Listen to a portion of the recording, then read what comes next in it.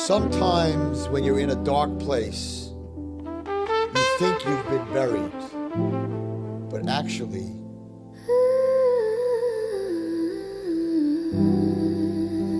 you've been planted.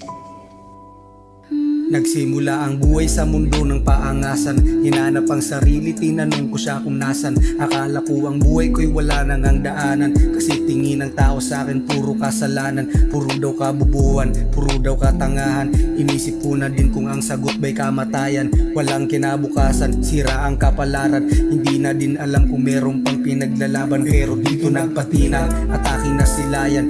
Ako ay natauhan at doon ko lang nalaman, mali pala, kailangan ay palagi mong usayan para sa kinabukasan at mabuting katauhan. At wag mong iiwasan, problema ay lilisan, basta laging galawan, tiyak hindi ka maiiwan. At wag mong pagliliban pagkakataong madalang, dahil sa mundong ito hindi na uso ang katwiran. Sa daming naranasan, natutong magpakumbaba, bantayan ang kilos kada hamon mo sa dami mong kalaban.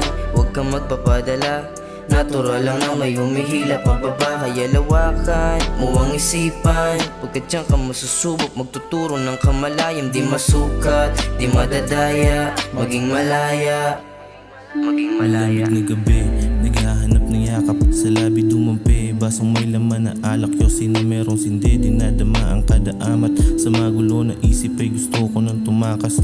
Daming luha na sa pisngi ko ay natuyo. Tinatanong sarili ko kung tama pa ba to. Bakit sobrang hirap ang mabuhay dito sa mundo? May bumubulong sa akin, bakit di ka huminto? Ano ba ang rason ng aking buhay? Meron bang mararating o diretso sa hukay? Ano ba ang pwedeng gawin? Sobrang nakakaumay.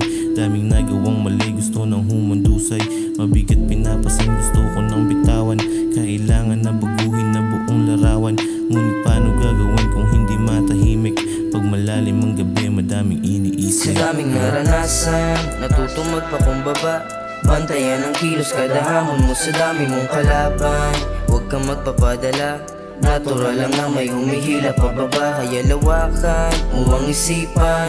Pagkat diyan ka masusubok, magtuturo ng kamalayam. Di masukat, di madadaya, maging malaya, maging malaya.